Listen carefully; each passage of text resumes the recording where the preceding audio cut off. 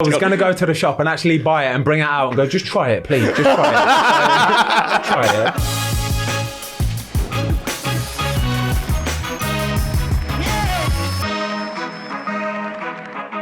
it. Okay, guys, welcome to another Fozcast. Today, we have got the inspiration behind the Fozcast in the studio with us today.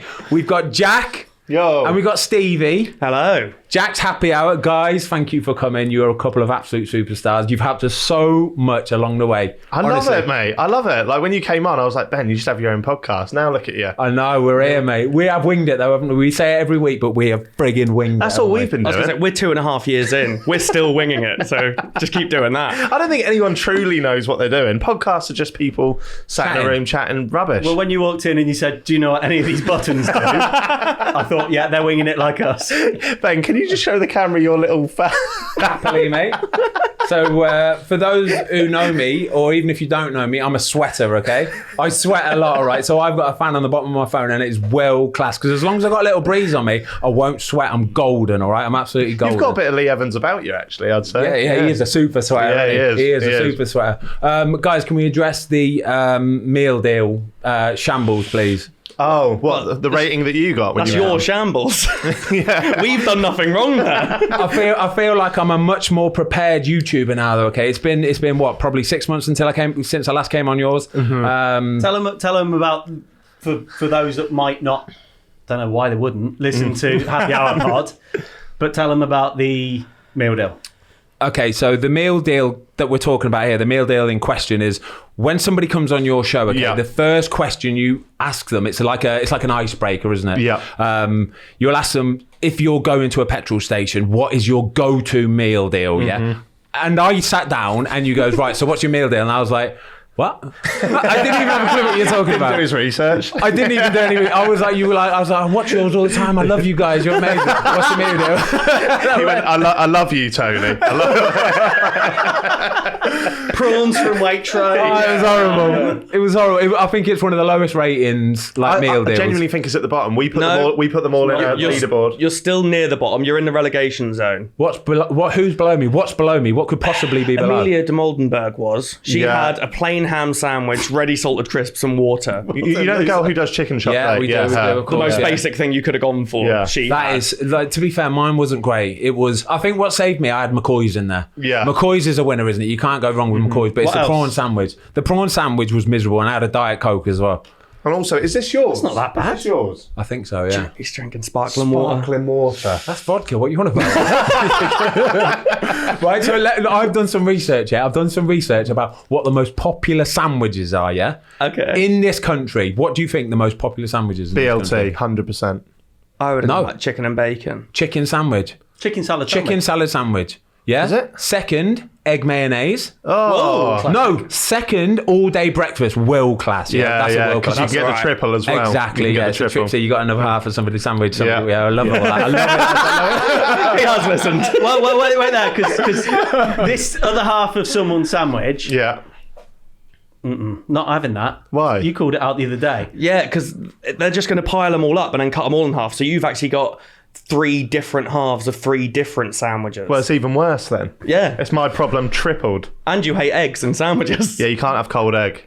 Not in an all-day breakfast? Not cold egg for me, nah. I won't get it. I think that's the little, that's the glue. That's Yeah. like the bindy bit kind of thing. It's like Gino, isn't it? I actually watched a YouTube video on how they're made, and they literally do what you said. They get a massive pile, and then they just cut them like that. I guess. Okay? I just assumed. For those listening on audio, Jack's face is like, he's fuming. his dreams It's have not been a good shattered. start. I actually feel a bit sick after hearing that. I don't know if I can... I think that you envisaged Mavis in the back of someone's I want a bit of care put in, buttering Tesco's bread for them. Yeah. It's an operation, mate, honestly. It's an absolute operation. Massive factory, people everywhere, all in like the uniforms. They've got hairnets on, all that kind of... It's an operation. So is there one person put in charge of like the bacon and lettuce or whatever, and then someone else is doing... It's a slick operation. It's a conveyor belt, people everywhere, ingredients everywhere. They're just putting it on. It was a 5-minute video. I fully enjoyed it. Really? So there you go, lads. So we were talking about it on the way down. He was coming back from training, I was coming back from Devon, and then we got into this kind of wormhole of, so what actually would the perfect meal deal be? The ultimate, the dream. There's going to be one issue with this, we keep saying it lately. What has made us the guys that can tell someone what the perfect meal deal is? Right, but I think now we can, as a team, we can pick the best ever one. Yeah, so lately I have actually put a proper score system into it. Okay. So you've got 3 things: sandwich, snack, drink. So this is what you came full time to do, yeah? Yeah, this is how it actually goes down. Can we clarify the snack? Can it be crisp and chocolate? Or Crisp or chocolate. chocolate? Yeah, or even a fruit pot. That's not going to score high. No. It's not going to score high. So each one's out of 3, so that's your 9 out of 10. And then that final one is value for money. If you're getting like a smoothie in there, you know you've smashed that final point. Yeah, okay. So you think you now know the perfect? Well, I think I'm pretty much there. Oh, go on. I think you need to go for an all-day breakfast triple. An all-day breakfast, because you're going to be full up afterwards. Mm-hmm. You have to go for the McCoy's. Yeah. Holds its flavour really well. Yeah. It's true though. Yeah, the salt and vinegar, yeah. It's genius. Yeah, they do. There's all those little furrows. They just sit in there, hide in there, waiting to explode. It's golden. And then I think for the drink, it has to be a milkshake, like a Yop or something like that. Oh, wow. Ooh. I think for pure lunchtime fullness, that is tipping you over the edge. Is that not too full, though? Maybe. I think it's individuals. You have to take it for what it is. But I think you lost it right at the end. I thought maybe if you go smoothie, because then you get a little bit of the vitamins, the healthiness health. kind of thing. Yeah, and you've still got the fullness, but a good fullness.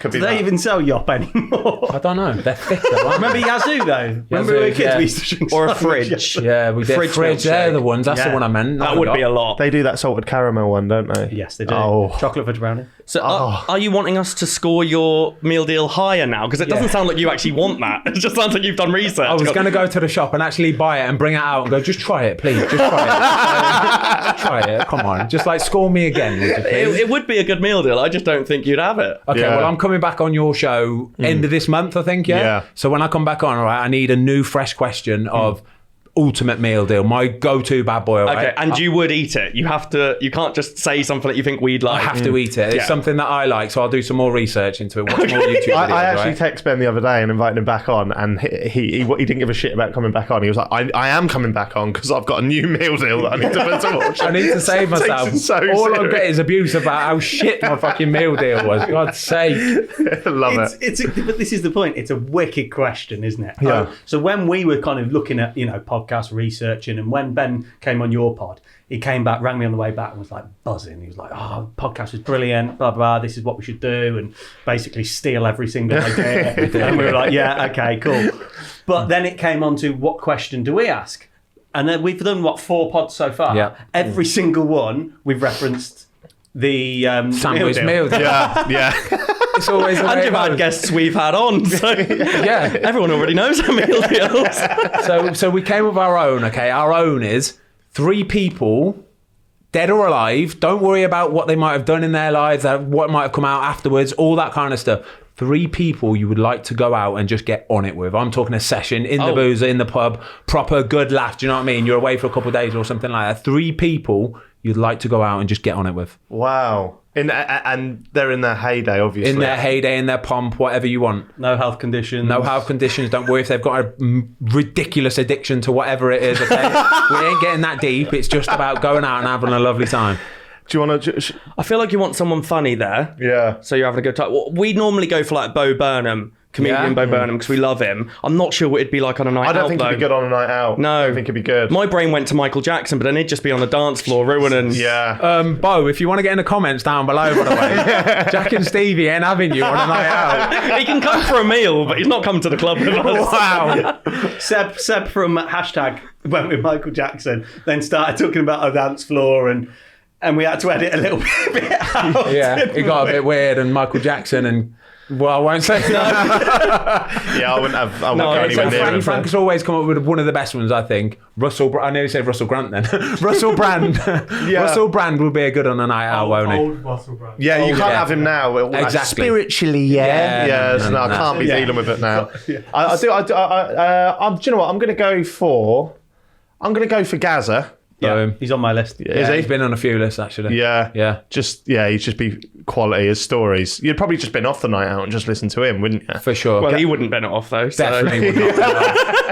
Fuck off, Jack. Oh, do you swear? I've just realised I got to this one. I went, You're so calm. You went, fuck off, Jack. Oh, do you swear? I didn't want to be rude. Can I give you a good one that Thogden gave us? Yeah. Gary Cahill. What? He says he loves Gary Cahill. He's amazing, a Bolton legend. I want to go on a night out with Gary Cahill. Sorry, no disrespect to Gary Cahill, but that's a boring shout. You can't go out with Gary That was Cahill. Lawrence of Arabia. Yeah, he did. I could see that. I'm going to pick Thogdad, actually. Thogdad's in mine. It would be great to go with. Yeah. Good shout. Thogdad would be worldy on a night out. Do you know what? It's such a good question because I thought you were going to say like the typical like, round for a meal and stuff, and then you'd pick David Attenborough or someone like that. But you're not taking David Attenborough on a night out, are you? No, you don't know. Oh God, yeah. In his heyday, yeah. I feel like Gaz is a boring shout because it's like the go-to, but like, you can't look past it. Okay, we'll carry on with the pod. If you think of any more on the way through, just shout them out, all right? Come back to it whenever you want. Shout them out, all right? Yeah, I will. Can we talk about the first time, well, how we got to know each other, how we got to sort of, I come on your pod, all that kind of stuff. So I just started, I'd been doing the cycling GK for a little while, hadn't I? And it kind of blew up straight away, didn't it? We got sort of some decent subs straight away kind of thing. And then I got a tweet from you, Jack, saying, I can see you laughing already because you know what I'm going to say. But I got a tweet from you and it was, "Hi Ben, really love the channel.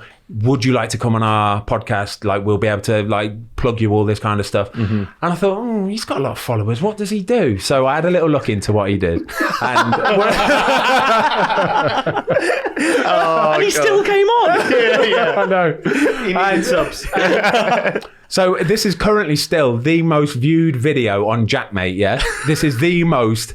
And it is called "The Girl Who Shags Her Dog." I think it's got like 11 mil or something.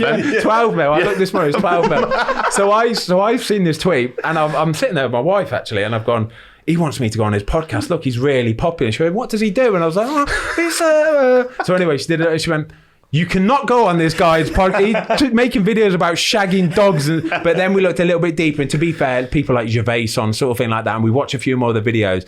And it's very clear that as you've got older, my God, you two have matured. Honestly, you've become so much. Absolute legends, haven't you? Thank you, mate. Do you feel that as you've got older, you've matured? You are for sure. You know you have. 100%, mate. Back in the day, I was just calling people out for the sake of it, but for no rhyme or reason, really. Like now, I still do call people out and take the piss out of people like Jeremy Lynch and other people that might have done things wrong. But I feel like before I will go for someone, and it is always in a comedic way now, so we'll like make music videos about them and stuff like that, they have to have actually done something wrong rather than me just going like back in the day, "I don't like this person, they're a knobhead, call them out." Like, and there came a time probably about 3-4 years ago where it's like, I want to be a comedian, that's my aim. So there's a difference just between calling someone a CUNT and actually writing jokes about them and material. So no, I appreciate you saying that.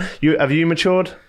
Probably not, but it was your personality trait back then, I think, was a bit of a worry when we first started the podcast to go, are people going to want to come on this? Because they know what Jack's done in the past. But I think with your maturing, people have kind of seen that and they're happy to accept that you've done that. Whereas a lot of people can do stuff in the past and people just won't forgive it. People have come along the way, the journey with you though, haven't they? Because when before we started the channel and like before you were kind of really firing out videos, we didn't know YouTube like we do now. We didn't know all the big creators and or even, you know, I think when you asked Ben who's your favourite creators, and he was like, we didn't even understand YouTube, did we? No. Honestly, when I came on yours, like, and you were like, "Oh, do you actually watch YouTube?" And I was like, "Yeah, of course I do." Wah. No, I did not. Like, and you got to name some. Do you remember? You name some, and I went, Sidemen. That was it. Like now, literally, we live our lives like watching YouTube. It's almost like it's part of the job. You have to know YouTube, don't you? You have to watch the videos, see who they've done, what they are. You learn stuff as you go along, and even the few people that we've had on the pod so far,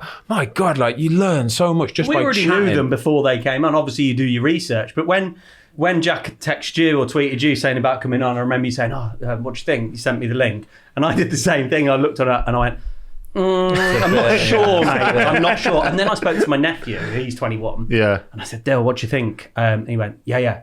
he's had Gervais on the pod. And I went, really? And then I looked at it and I was like, okay, Happy Hour is like a real different entity. And you can then, when you look through your videos and through what you do on Happy Hour, and you just see the evolution. How does Gervais come on? How does that happen? How do you get Ricky Gervais on?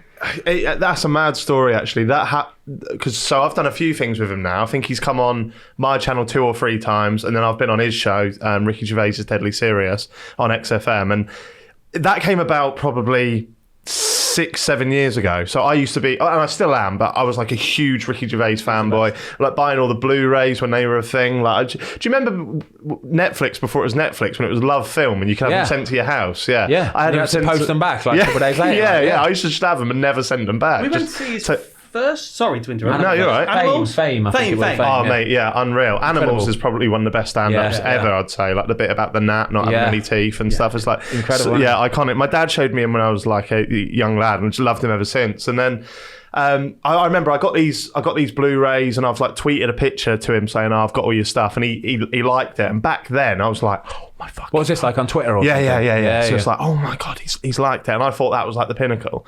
And then I made I think it was a silly little YouTube video that I linked him and said, what do you think of the comedy? And he was like, yeah, good start. It's probably cringe as fuck to look back on now, but I was like, that's all I need to hear now. Like, he said, good start. Boom. He's my comedy hero. There we go. I did a bit of stand-up and then he followed me one day, and I swear to God, I had a night out because of it. I was so happy that I had a night out because I called my cousin. I went, we're going on a night out. We're getting pissed. Gervais is, and I was probably telling everyone in the club that night, we don't give a shit, mate. Damn right, as well. Have a look at it. And then I didn't DM him for years because I thought, play it cool, play the long game. like it's a date or something. Like it's so cool he forgot.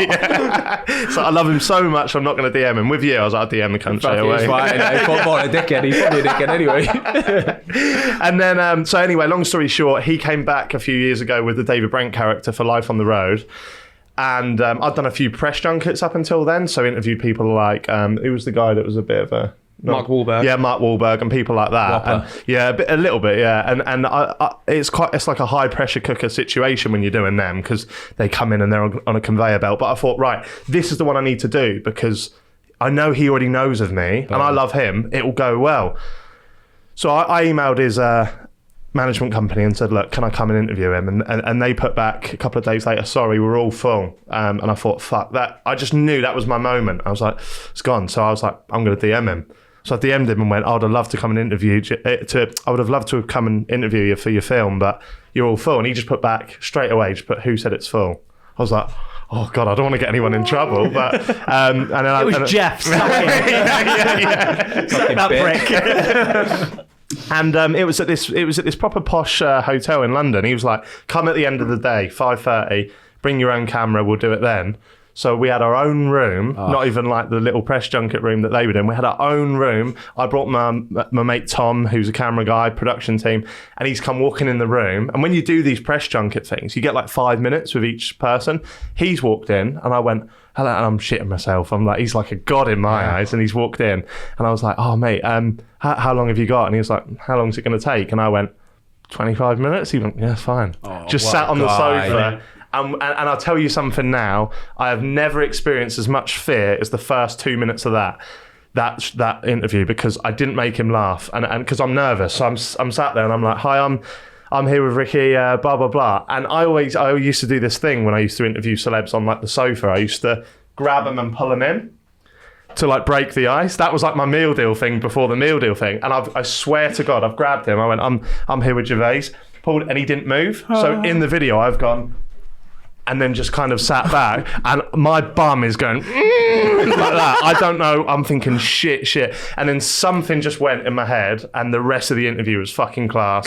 We were just bouncing off each other, laughing. At the end, he was doing his belly laugh, where he was like leant over the table. His dirty little giggle. That yeah. And then since then, he's just been absolutely incredible with me. Like, he's just like always giving me advice on stand up and coming on like whatever new thing I'm doing next, and just been an absolute ledge. But like we were talking about upstairs before we come on, they say never meet your heroes, don't they? But I did, and he was a fucking diamond. And he comes in the room and he just has no arrogance about him, no ego. He's wearing his joggers and his scuff trainers, and he's just the boss man.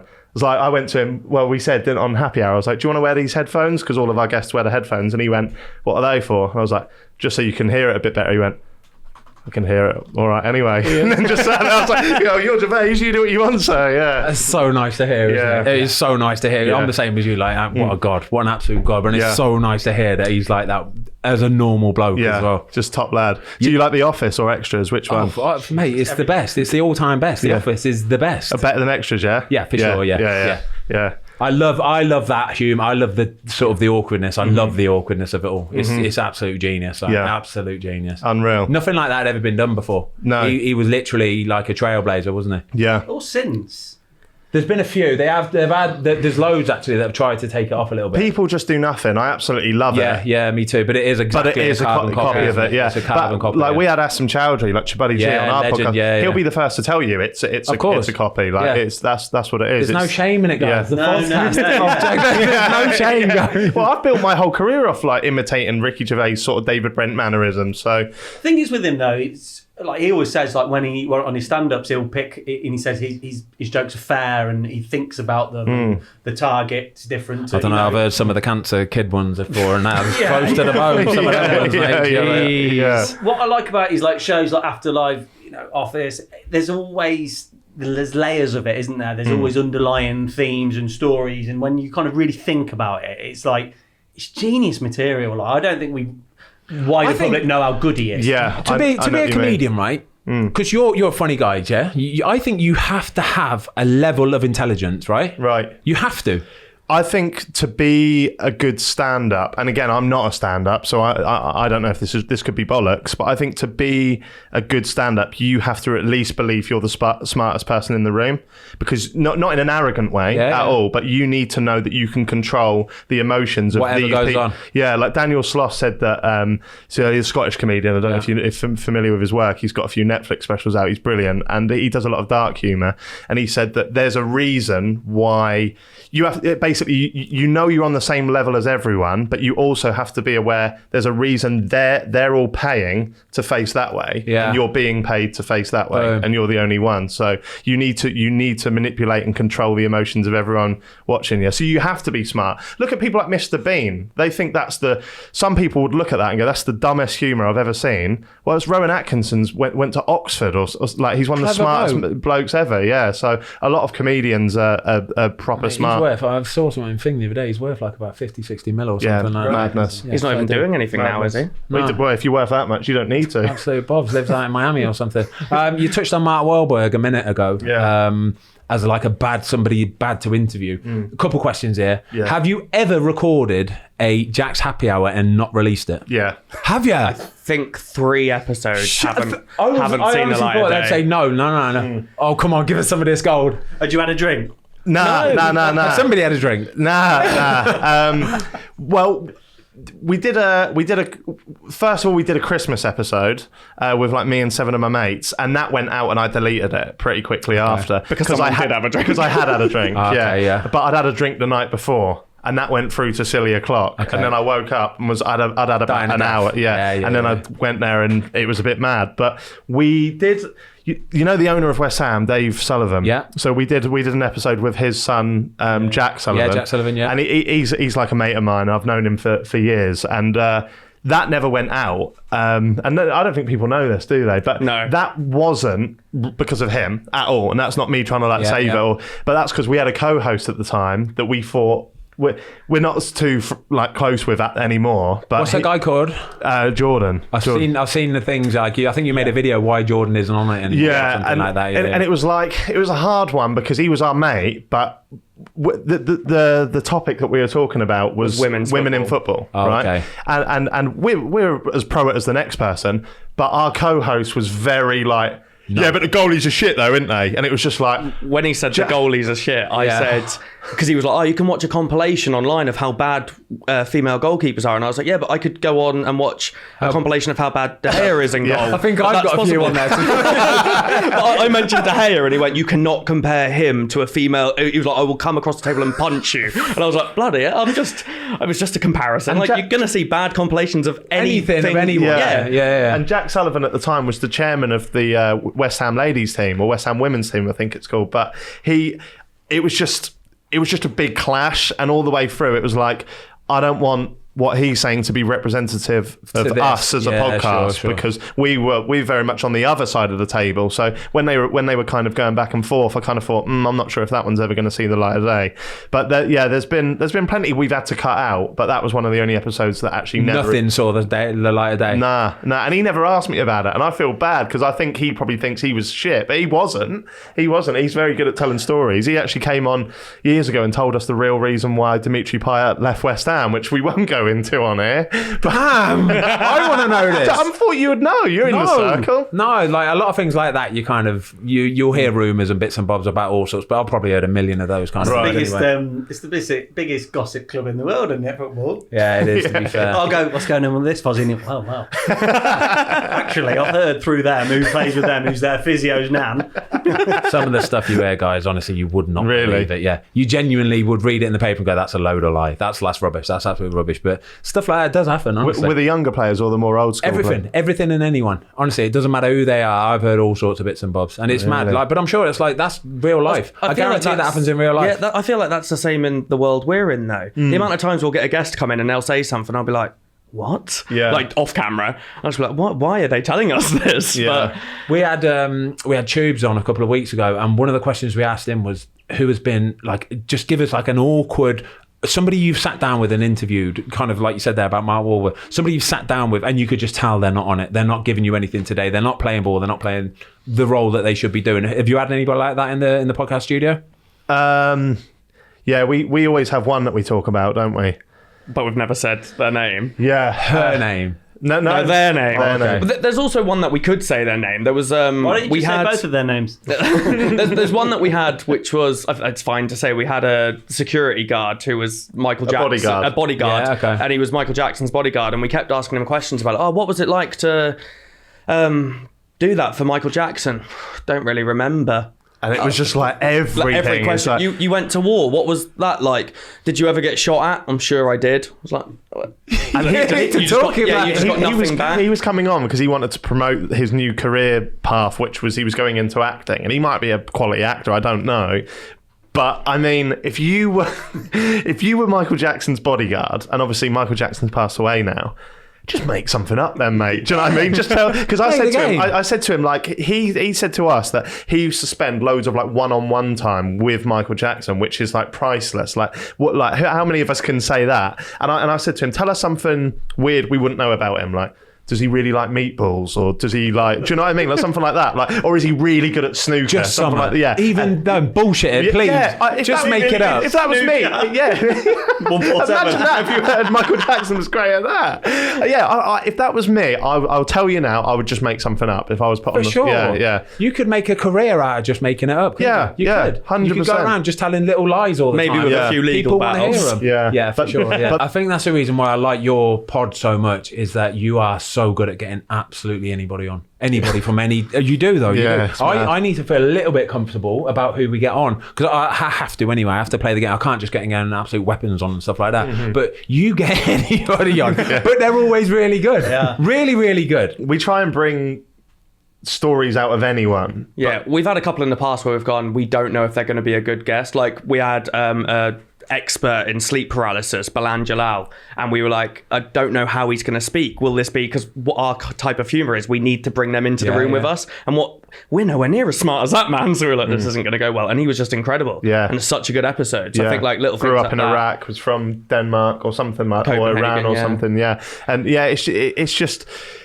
I think because we're such good mates, Stevie and I are such good mates, we can sometimes, if they're not giving enough, we can just control the conversation and then make them feel comfortable enough. So, like, because you guys have been mates for your whole lives, really. So as long as you've got that dynamic, that's half the battle.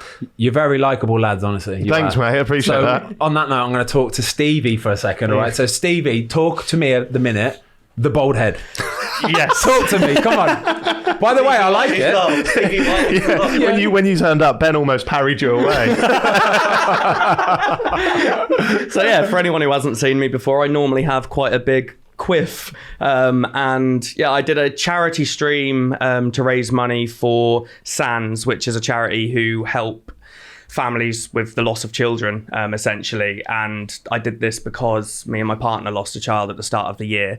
I won't go into details. We'll keep it happy and lighthearted. But I said if we could raise £10,000, which I thought was a ridiculous amount to raise, I'd shave my hair off. But I thought... So what was it, £10,000 in what? 28 hours I streamed for. 28 hours straight, no sleep. On Twitch, yeah? Just stayed on, Twitch for 28 hours. And I thought, what I'll do, I don't think we'll hit 10k, but let's do some steps along the way. So I did 2 wax strips on my leg at every single £1,000 we raised. I bleached my hair at 3,000, dyed it green at 6,000, and then shaved it off at 10,000. And then obviously people like you drop in and put a bit of money in, and it just keeps building up. And I'm just like, this is happening, isn't it? I think we got to hour 27. Wow. And we were on about 9,800. You knew at that point there was no way they were going to let you carry on without shaving your head. But it's great for me because I was shattered at this point. I was like, I just need to end this stream. But then as soon as we hit 10, I was like, okay, I've got my last hour of content. I'm going to shave my hair off. Yeah. But it was obviously really emotional. Not because I obviously don't want to lose my hair, but it was emotional because of how much we'd raised and how much it meant to me and my partner. And then we were doing this and people just kept donating. We'd already hit the target and we ended up on over 11 grand because people were just donating as they saw that last bit. But absolutely lovely. It was incredible. I didn't expect it to go as well as it did. And then, so many people in the community got involved. Pie Face raided me at about 2 a.m. Pie's the man, isn't he? Yes. Can we just have a pie appreciation Honestly, second, guys? I love that man. Isn't so he the much. nicest bloke in the world? He is, isn't he? What a guy. Good at darts as well. Is it? Yeah. I think you're just bad at that. Sorry, mate. But like on Twitch, you can send all of your followers over to someone else to watch them, and he did it about 2 a.m. where I'm getting tired, and then when all these sudden thousands of viewers come in, I'm just like, okay, I'm awake again, and then at 5 a.m. Zerka from the Sidemen did it, and I'm like, okay, I'm awake again. So it's like little things like that was so incredible. But it just had such a good community feel, and then just seeing so many people get involved was that's just good incredible. going, mate. Considering you've only been doing Twitch how long now?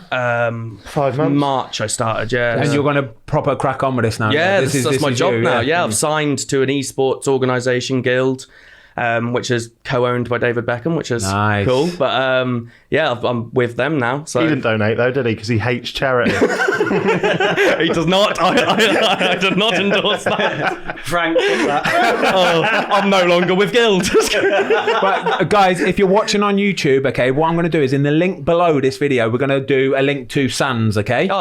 And that will take us to your a Just Giving page, basically. Kind of thing, yeah, we can do that. So we'll put that link in the description down below. If you want to go and donate, please do. It's a wicked charity, isn't it? Absolutely doing amazing things. Thank you so much. Wicked effort, that though, mate. Honestly, that's absolutely world class. I just keep shaving my hair since. It grows back so quickly. I shaved this yesterday, and then it's constantly coming back, and I'm just. I saw some pictures of you on Twitter last night at like a movie premiere. He's going to movie premieres and stuff like that. That's my first one. That was guild. They said massive, mate, in your suit and stuff with your bar. You looked amazing, mate. With his crutch. I didn't actually wear my boot yesterday for the first time, but bless you. Yeah, it was great. So that's all guild as well. Sending me stuff like that. When you were doing that stream as well, we were speaking about this the other night because we have this running theme on our podcast that he's just my bitch. But I'm nothing without him. I just dragged him along and stuff. But it was actually a touch of class from the YouTube community and people like yourself as well, Ben, that dropped in and put a nice donation in because it was testament to his hard work and everything that he's brought to the podcast as well. And it showed what a lovely, kind person he is, because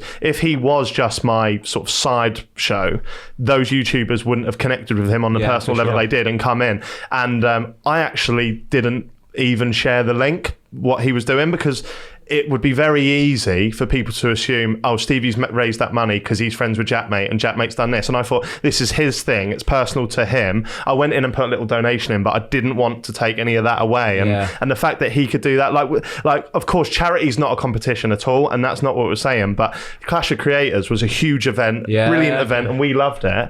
And they only raised a little bit more than what Stevie could do on his own. So I think because it was coming from the heart and from a thing that's affected him so much, it was so much testament. Do you know what I'm trying to say? It's such a testament to how lovely a person he is, because there's not a kinder person out there.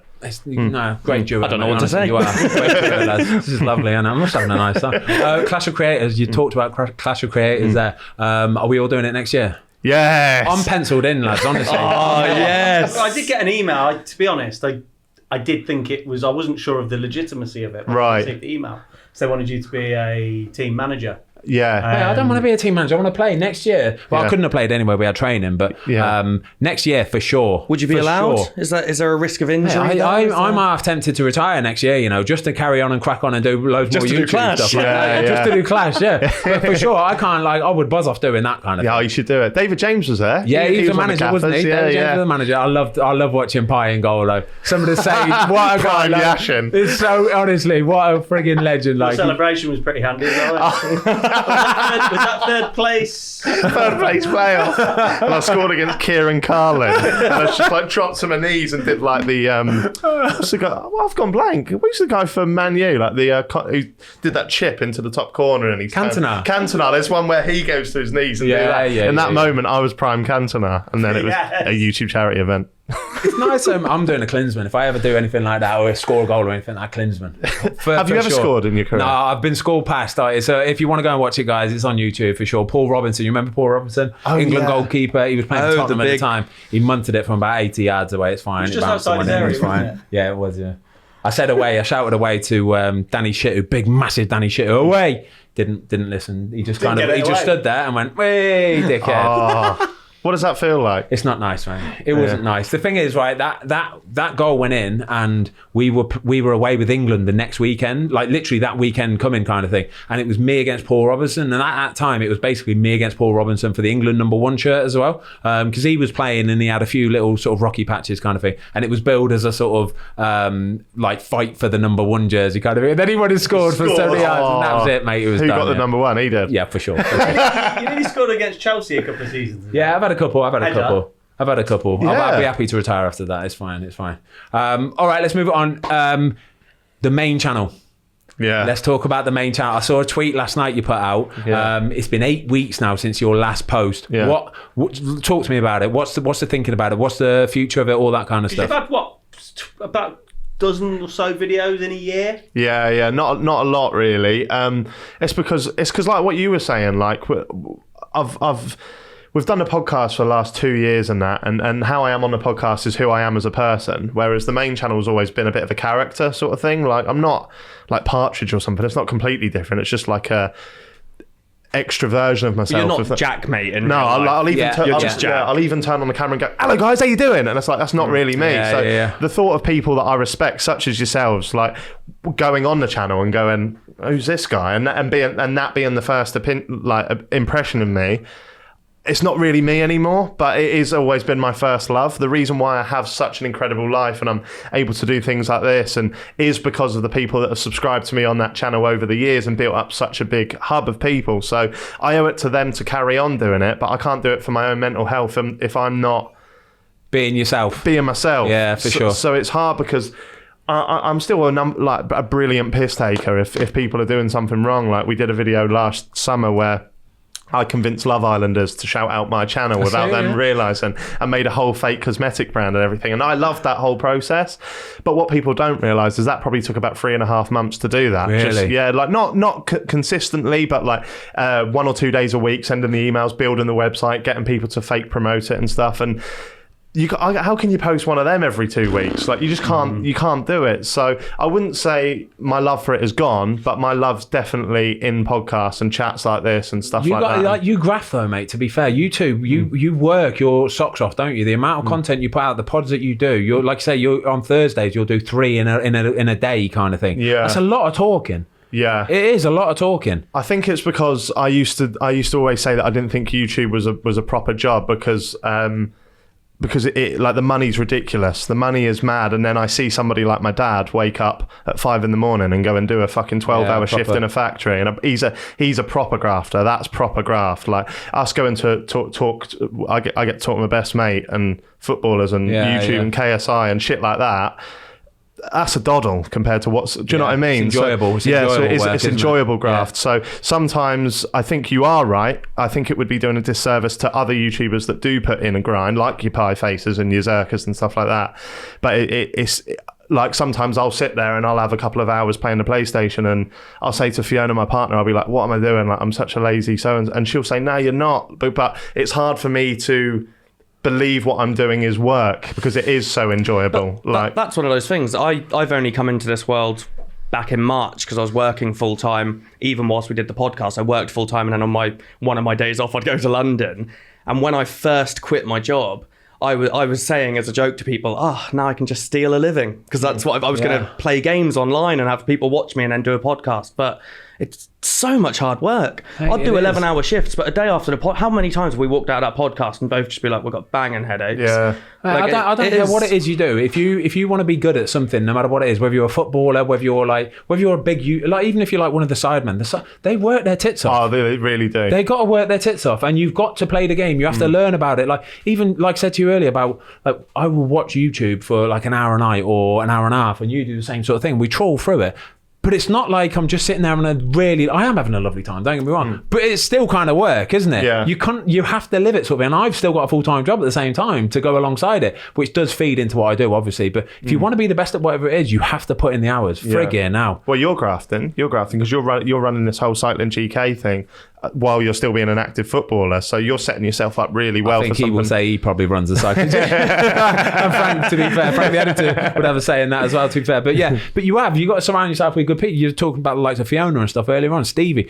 Everybody, I'm sure, gets together, bangs their heads together and goes, right, should we do this? This is a bit of a better way to do it, blah, blah, blah. Constantly on the group chat, all that kind of stuff. The group chat's firing off all the time, isn't it? You have to be. It's like you say, I think I've said it many times before, I think people look in and go, Ben's got people that do this and that for him, and it's just not true. No. He does do certain things himself, and we, between three of us, we discuss everything. Every video is about making it better. Yeah, the next one better. I was going to say, it's a team of three as well, like a small team. Happy Hour's a team of 5. Yeah. So it's like, we've never had anything bigger. You guys are small. You shoot more often than we do. But kind of one of the questions I was going to ask is, when we had the idea, or when you had the idea for the Fozcast, we kind of said, well, how are we going to do this? Who's Ben going to do it with? And Ben said to me, well, why don't you do it with me? And I said, well, no, you get a co-host. And he said, well, yeah, you can do it.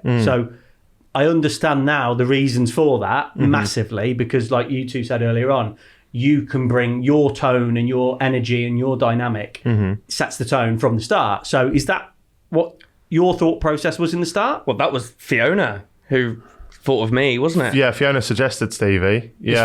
Fiona sounds like she's a bit of the brains behind a lot of this, yeah? She's a bit of a boss, yeah. But in the nicest way, yeah. No, she's class, to be fair. But yeah, no, it was like the main reason is you want someone who's you're close to, who's one of your good pals. You can bounce off them. Another good thing is that if I make a joke to a guest and they don't laugh, he'll back me up. Yeah. So I'm a yes man. And that's not just to make me feel more comfortable. I thought you said yes, man. You said gas, man. I love it. I said yes, man. Did you say? I thought you said gas, man. Can you imagine if Stevie White just came out and said, I'm his gas man. I've shaved my head. I'm quite cool now. Because you said it so quiet. I thought, did he say gas, man? Who does he think he is? I'm a yes man. No matter how bad the joke is, I will laugh for it. But that doesn't just make me feel more comfortable. It makes the guests feel more comfortable. Like they're able to laugh as well. And also, he knows fuck all about YouTube. So I just don't care. But so for example, like if we get a guest on, say like KSI, and I'll be like, I won't even think about it, and I'll go, so when did you come up with the idea for the Sidemen? He'll go, hang on, what are the Sidemen, right? But then that's asking the questions that I won't even think of. It makes the podcast inclusive to people that don't even like YouTube. So you're like the missing piece of I go into a lot of them, as you guys are then saying, you do all your research. I actually go in with very little research. Like Chunks came on, massive YouTuber. Yeah. To this day, I've still not watched one of his videos. Yeah. Jesus, you are stealing a living. The reason for that is, one, I'm not a very good actor, so if he starts talking about stuff he's done, I won't be able to start going, oh really? Because I'll just be like, yeah, no, I've seen it. Yeah. So I'd rather not know at all. But you play that. No, you're not even, like I say, you're not playing it though. That's the beauty of it. And I've seen so many times where you've genuinely just gone, well, I don't know. And it's like, but that's class though, isn't it? This is like when we're up in the office. So we've got in Mill Street, where we are in Leamington, we've got a podcast studio downstairs, and then we've got an office upstairs. So when you guys come in today, we always have a few minutes, have a chit chat in the office. And I'm guilty of kind of firing questions and asking, and Fozzie always says to me, shut the fuck up. You're ruining the podcast because it has to be natural when you get into the studio, doesn't it? Yeah, it is, yeah. I want that 100%. reaction. I want to see like your reaction on your face, because this is the beauty of doing it face to face as well. Yeah. You get to see the real reactions. Yeah. Like Can't do it over Zoom. Those Zoom ones are weird. We tried because of COVID. We kind of had no choice, and I think we managed 3 or 4 episodes. We've been offered some good guests. Some mad guests, Really? but purely over Zoom. Like and that's American I can't do it. guests. Wow. Doesn't work. Bob Odenkirk, they offered us the other day. Wow. M. Night Shyamalan. Shyamalan, the director. Yeah. Wow. But we just say no. Spotify even at one point offered us Bo Burnham, and he's our number one guy that we want. And it was just like, if it's over Zoom, I will wait until the day it's in person. That's fair, though. That's fair. And Stevie, you kind of often refer to it and say, if it wasn't for Jaack, what's it like being a right-hand man? Because I've no idea. Gas man. It's all right. I've always gone into this, and I'm still at the point, even 2.5 years in, where I know I'm here because of Jaack, and I know I'm in this position thanks to all of this. So I'll never kind of try and go into my own lane where I suddenly think more of myself. But it's not through that. I think for a while I played this massive self-deprecation card, which I don't think I've done so much lately. Yeah. But I'm now just kind of in a position where I know my worth, I know what I am, and I'm happy for people. I think someone tweeted me today saying that's Jaack Mate's bitch, and I was just like, yeah, That's the joke. Cool. That's the joke. Yeah. It's a joke. lovely. It won't offend me. I'm all right with it. The reality is you're on the pod because you offer a I'm lot. not going to get the reality. Yeah. Yes, you are. No, but you're on the pod because you offer a lot, and it's about the dynamic, isn't it? It Likable. really is. Honestly, they're both so likable. Steve, you're that likable like cushion in the corner that you can So just what are you lean saying on. about Jaack? Basically, he's a prick. To be fair, his personality has made me so much nicer online. The Yeah, amount of yeah. times, like the comments I get are lovely because I'm suddenly playing up against that. So it's like, there's the prick, and then he's lovely. In reality, I'm awful. I think to grow, you can't just sit on the fence all the time. You need to be somewhat divisive. So, like, most of the tweets I put out, they're jokes. I'm sat at home and I'm just cracking up. Like, people are fuming at me. Casting out there. I They don't do, though. Yeah, I don't give I a know. shit. So I'm happy for him to be the nice one that people don't come to, and I'm happy to take the full brunt of it. Like, that's the worst thing for me, when people they slag off like my girlfriend or fiance, and then they slag off him and stuff like that. That's when I get this fire inside me that really hurts, because they're all part of my team, if I can put it like that. So I've signed up for this hate. You can say what you want about me. I've been doing it 12 years. I've got thick skin, but these people didn't necessarily sign up to that. So my girlfriend Fiona, she used to come on the pod every now and then,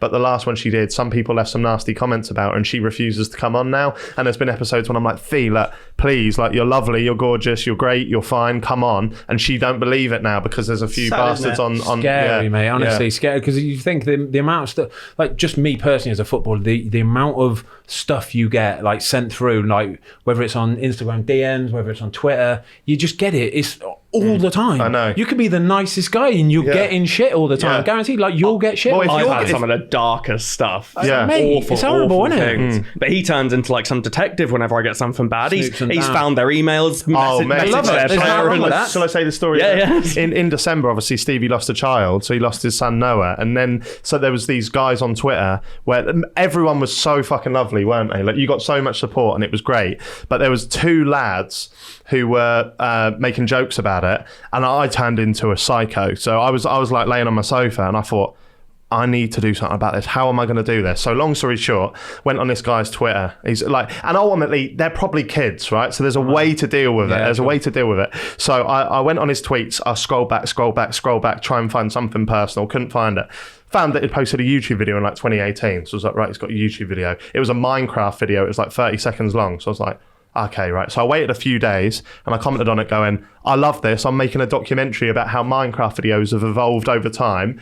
Do you mind if I license this? He put back, no way, Jaack, mate. Yeah, sure. I put, to license it, I have to legally transfer you some money. Do you have a PayPal? And he said, yeah, DM me here. So I DM'd him. And I went, are you above the age of 18? Because I can only send you money if you are. And he said, no, I'm 16. So I was like, okay, then do your parents have a PayPal? Because I'd love to send them the money. You are one clever fucker, by the way. This is genius. I'm on the edge of my seat here. He sent his mum's email, and I sent her screenshots of everything her son had been saying. Well, and I said, look, I'm not going to take this any further. I'm not going to publicly ruin this kid. I just want you to know what he's up to online. And she put back, thank you so much. I didn't know about that. I'm going to make sure that I monitor what he does from now on. And then that was that. Yeah. Smashed it. That is world class, mate. It took some time, but I can be a psycho. This could be a video idea. This could, mate. This could be a genuine video idea. And people are guaranteed, you see it now in with all the footballers that are getting all the hate and all this kind of stuff, and it's going back. So people will find who it is. Yeah. You're getting police people. You're getting school teachers sending all these they're losing their jobs. I know. And rightly so as well. I know. Rightly so. You can't. I know it's the internet, but it's still real life. You don't get to just do what you want just because it's the internet. It's not like that. Yeah. Don't work. People assume because you've got a following or because you put yourself out there that you can deal with the hate more than that, but more than the average person. But you see footballers day to day and stuff. How much does the hate that they get on social media get to them? Mate, it does. I know it does for sure. Football, I think people see footballers and think they're just in this lovely bubble world where nothing affects them. They've got money to burn. They play football for a living. They're young, fit, healthy, all that kind of stuff. Mate, no chance. I see as soon as I think footballers go into work every day and they get out their car and they put a mask on. Every single footballer does it. I guarantee you. You put a mask on and it's a different mask pretty much every day of a different person. They're going in and acting the role of this mask that they've got on that day. They never ever come in just raw and just sort of spill it out there. It's getting better for sure, because even over the last couple of years we've had sort of relegation and all that kind of stuff, and you see players will genuinely come in and they're affected by it. They're down, they're low, all that kind of stuff. And I think as older players, the likes of me, Troy, Tom Cleverley, people like that, we're not bad actually at gauging when somebody's really low on confidence. Right. And then that's the part when you go put an arm around and go, mate, what's up, kind of thing. And they are getting better at chatting about it. Because I remember when I was younger, if somebody did that to me, I didn't want to talk about it. Did the hate that you used to get online, if you let in a goal or something like that, would that get you? When I was younger, it did. I used to stay away from all social media. I'd stay away from Instagram. I'd stay away from Twitter, just because I didn't want that. I didn't want them to be able to get to me and read it and stuff like that kind of thing.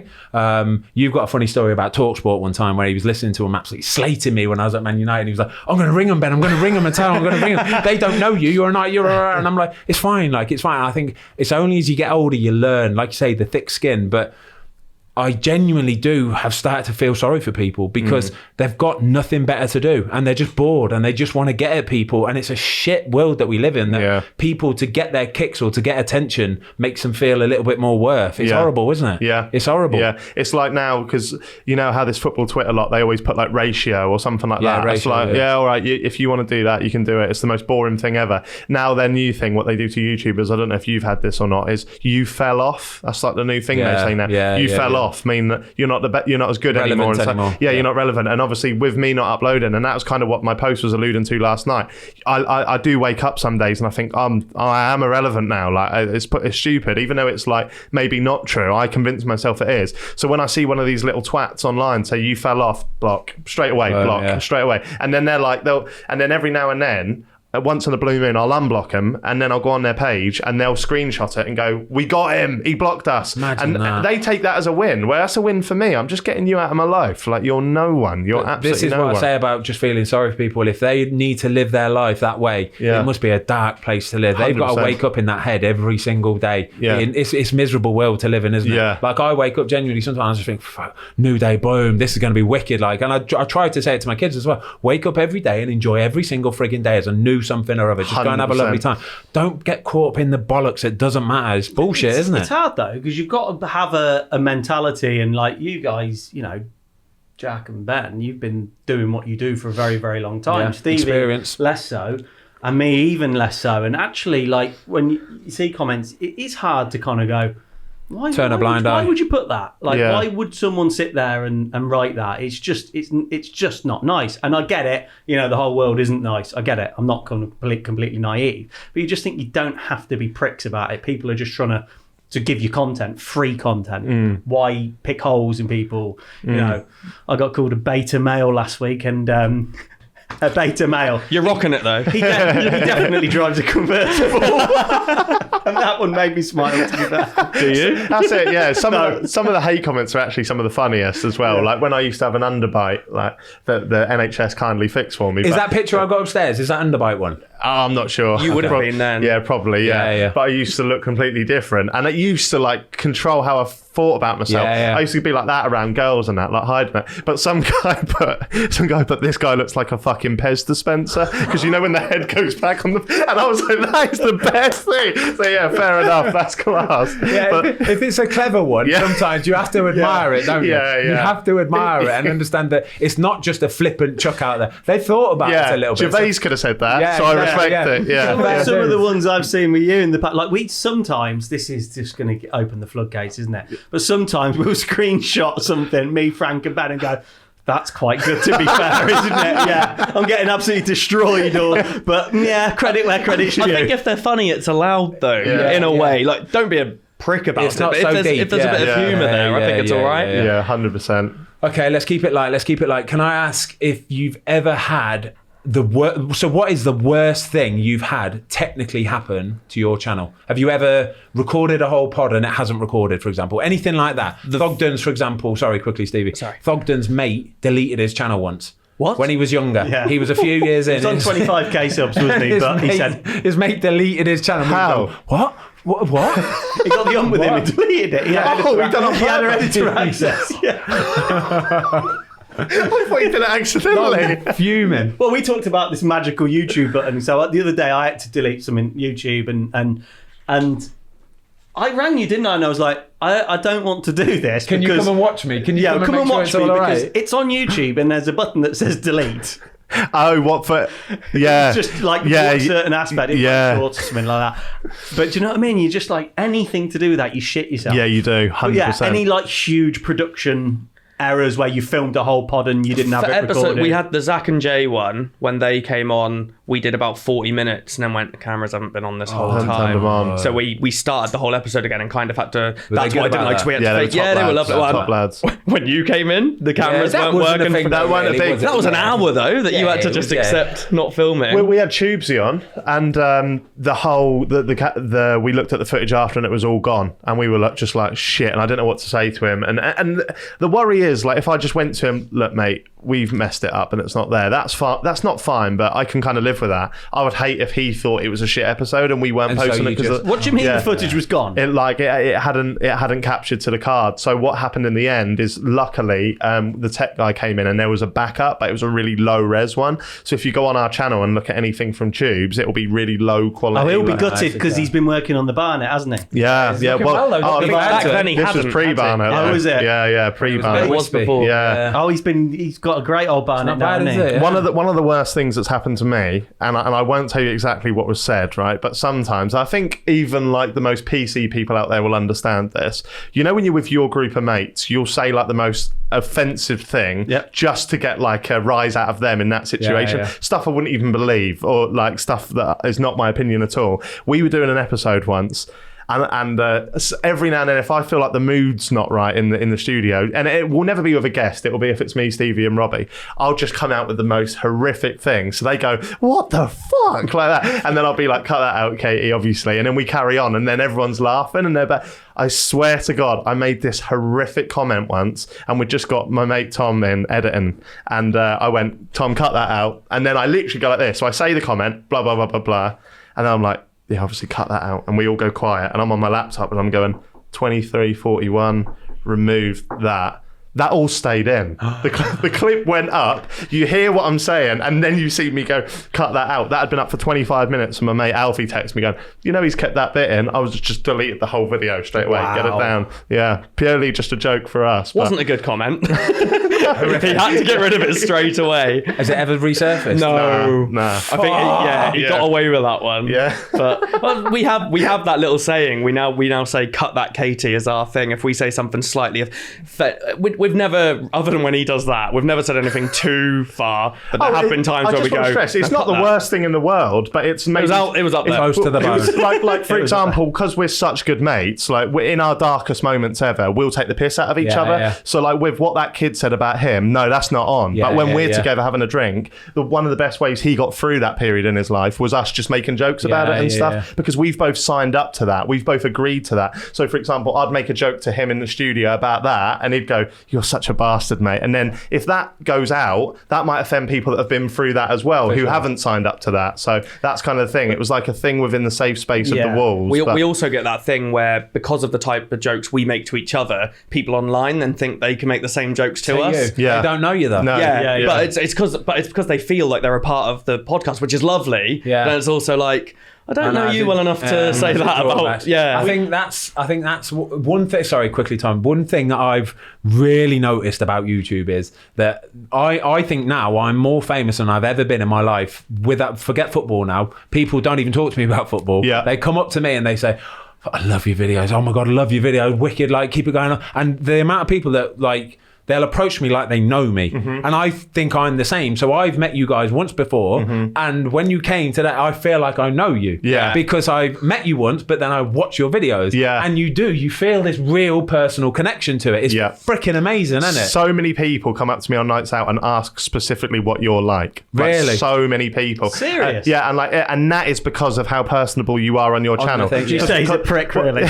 No, I genuinely say you're the nicest guy ever. He's lovely, lovely. But no disrespect, if you were just the Watford goalkeeper, right? Yeah. Which like just a Watford. No. I know what you mean. But I know people what aren't you going to mean, come up and go, "What's the Watford goalkeeper like?" No, Do of you know? course, yeah. Like I met Gaza the other day. People don't ask me about Gaza, but because you're a YouTuber now and you've put in your, and I think that's because I've met every YouTuber you can imagine doing what I do, and there are a lot of them that are quite fake. Yeah. Like they'll switch it on. And so back in the day when I was first going through my phase of like calling out Alfie Days and Zoella and all the old school YouTubers, my main thing was like, you'd meet not necessarily them guys, but you'd meet people at like conventions. They'd come up, and I'm always a normal guy. I'm from a working class background, a council estate in Norwich, but people will come up to me and I'll be like, "Oh, it's you. I'll watch your stuff." And they'll go, "How many subs you got, mate?" And I'll go, "What? Like, why does that matter? Like, who cares?" So I found how fake YouTube was, and that's when my channel really turned. And I always wanted to be those guys, but then I became the anti-YouTuber and started calling them out. But so half the people on YouTube are fake. That's why I think people like, "Is Ben Foster a prick? Like, what's he really like?" Nah, it's just the same. But this is why, again, go back to what I said earlier about why I love it, because the amount of people you have on, I need to know they're a good person. I can't sit and talk to somebody if I know they're fake and they're full of shit. I can't do it. Yeah, 100%. So like, say, when you're fully confirmed and you come out, I'm thinking buzzing, because it's easy, isn't it? Yeah. It's so much more easier to do. We haven't had anyone on yet that's been a little bit controversial or somebody that we're not fully like on board with, have we? I don't think we would, though, would we? No, I don't think we would either. We do our homework, and you just get a feel for it. You know, we're old enough now that you get, I think we're both quite good judges of character. Even if it's like content online, you get occasionally someone will go, "They're an absolute," and you go, "Really? Oh, that's a shame." That does surprise me, but I don't think we will. Can I get you guys to do a 5 free kicks, 5 penalties challenge one time? Yes, please. I really want to do this. Yeah, is that all right? You got big boots to fill. Stevie's going to be a little while. He's still got his plaster on. You got left foot. My left. I'm right-footed, but I'll be out. I think I got another 3 weeks. Are we doing the happy hour in September or August? I think it's end of this month. Is it? Maybe we could do it then. Would you be all right then on that? I'm back just before Reading. Maybe then. I'll find a little pitch nearby and we'll go down there. That's all we need. Literally is a little pitch, a goal, sweet as that, all right? We'll all come down and we'll do that, all right? Yeah, love it. Yeah, last time, because they did, Chris MD and Mini Minter did I saw that shots thing, and Ben was like, "They are not going to score a free kick because it's so hard." They weren't bad to be fair. I've not seen the video. How many did they score? 7 out of 100. That's not bad, is it? No, from the 100, I think they might have scored 10 maybe. No, 10? I thought it was 5. They weren't bad though, honestly. I fully underestimated them, honestly. Underestimated them. Mate, they scored 10 out of 10 penalties. They both took 5 penalties each, and I'm not joking, some of the best penalties I've ever seen in my life. Did you get close to them or not? No. They were putting them in the top corner, mate. Honestly, Simon's belting them in the top corner. Simon's were ridiculous. Simon, He took out a GoPro, didn't he? He took out all sorts, mate. I think he was picking what he's going to fucking take out each time, little prick. He was just putting his top corner, bottom corner. I was going, fuck's sake. That's a good video, though. But Simon and Chris are two ballers, though. Yeah, you started with the wrong people. Yeah, they are should have ballers. started here. yeah. Built up to that. And I'll drop to my knees if I get one out of But they've played a few charity games, and I think Simon scored from the halfway line during one of them. Yeah. And Chris MD just runs around people for fun. In the Clash of Creators, though, he ran past me and I was centre back and I just got my arm around and threw him to the floor. Can't have that. I think that's a wrap, isn't it? I think we're good. That was absolutely lovely, lads. It's been a pleasure. Thanks for having us. Yeah. How do you feel? All right. You've got a jacket on. I don't know how you've done this whole I'm thing all with a jacket on, right. mate. It's nowhere near as hot as our studio. I've got my fan on. I've got a t-shirt and shorts on, flip-flops, and I'm sweating my tree off, lads. I can't even... No chance. Before we wrap it up, just tell us what's next up for, Happy Hour, main channel, When's this going out? Sunday? This Sunday. Yeah, we've got some good guests booked. We've got one of the Dragons from Dragon's Den coming on. We've got KSI's manager coming on, so that'll be an interesting one. Yeah. Ian Sterling. Love Island. Yeah, that guy. Sterling, Got a few Constantine was one of my favourites, yeah. Really? Yeah, absolutely loved it. I think, but that's partly because we work on a YouTube channel and stuff. Yeah. I loved hearing about his mad little camera on his necklace. It was like, Just whip that out. What on earth has just happened? but he was brilliant. He's a good... He seems like a wicked bloke. He's a nice guy. He seems like a wicked bloke, actually. Yeah, He was lovely. he's so good at what he does. Who's been like your favourite kind of guest, and like Frank, our editor's in here as well, because on your channel you've had some really varied guests. Yeah, we mix it up a lot. Everyone we've had on, I fully love, and like I say, I will only get people on that I want to have on anyway. But I have got to give a massive shout out to you guys, because you have given us so much help along the way as well. Do you remember, like, we love it, mate. We love it. Yeah, you've helped us loads, haven't you? So we're fully indebted to you. I wasn't forever. asking favourite guest on our. Oh, would you? No, everyone. Afterwards, he'll go, "Why are they asking that? Right, guys, Stevie, wicked. Jack, incredible as always, mate. Cheers, lads. Jack's Happy Hour, Jaack Mate. Go follow them, go watch them, go subscribe, all that kind of stuff. And that has been another Fozcast. The Fozcast. With my mate Tom. Up See the you soon, guys. Fozcast. Come on.